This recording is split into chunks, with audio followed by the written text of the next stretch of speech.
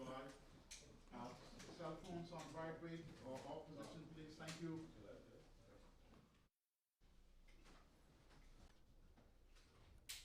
Good afternoon to all, and thank you for attending this news conference.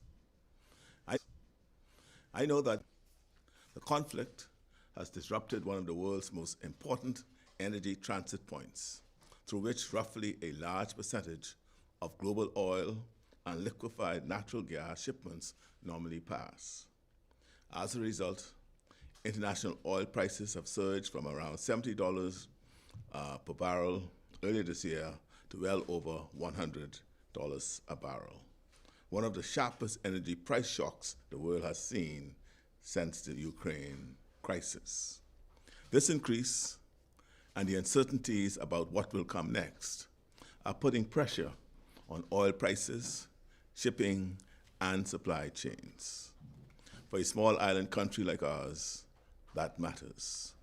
When fuel prices rise in a global market, that has an impact on electricity costs, freight costs, transport costs, and in time, prices at the grocery store.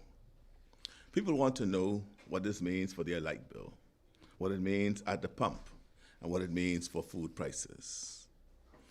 We have been closely monitoring developments, engaging with our energy partners, and planning for various scenarios. I'm grateful to be able to say that policy changes we began to make early in our term have built more resilience into our system.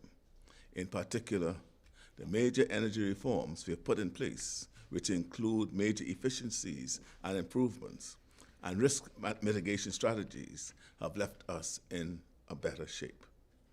That work is still ongoing, but it means we are able to say that your electricity bills, which are lower already from the changes, will not be impacted by the current crisis. This afternoon, I'll meet with the Retailers Association.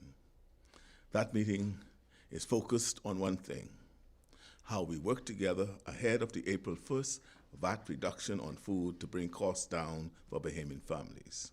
I want to hear their concerns directly, hear what they are seeing in the market, and hear what practical steps can help ensure that relief reaches the people who need it. Because that is the focus. Bringing costs down for Bahamian families is the focus. Giving people relief at the grocery store is the focus. And nothing will get in the way of that. My government will stay close to this issue. We will work with retailers, we will listen carefully, and we will keep pushing for results that people can feel in their everyday lives. The second matter is security.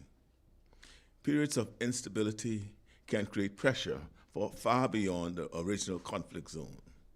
That includes illegal migration, maritime smuggling, and other unlawful activity across this region.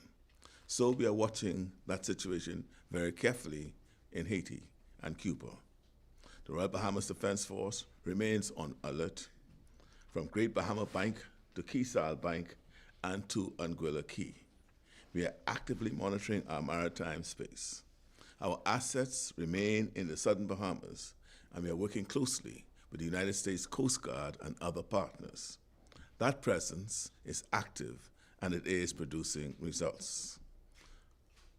Over the past few days, RBDF personnel intercepted 57 migrants in the Little Inagua area. 29 were apprehended on Monday, and a further 28 were apprehended on Tuesday morning. They were transported safely to Great Inagua, and investigations are continuing. That operation is a reminder that border security is daily work. It requires investment, coordination, readiness, and strong partnerships. That is why we came to office. When we came to office, we invested in strengthening the capacity of the Royal Bahamas Defense Force. We understood that in an uncertain world, a country like ours must have the ability to monitor, respond, and protect its territorial integrity. I've also directed the Minister of Foreign Affairs, Fred Mitchell, to remain engaged with his regional colleagues.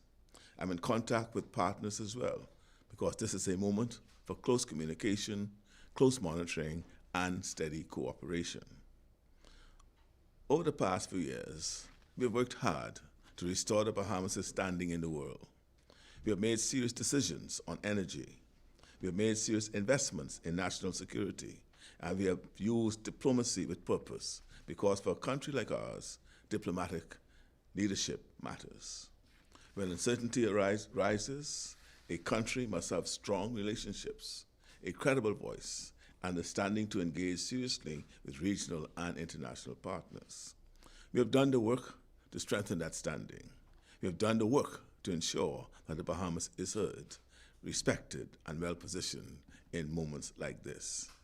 These are serious times, but this is also a time for calm heads, steady hands, and a responsible united team in government. Your government is watching these developments closely, and your government is responding. All options are on the table to protect livelihood of Bahamians. We will keep working to protect families from the worst effects of global instability. We will keep working to secure our borders and our waters. We will keep working with partners at home and abroad, and we will keep making decisions with the country's long-term interest in mind. That is the work before us. That is the work we are doing. I want to thank you.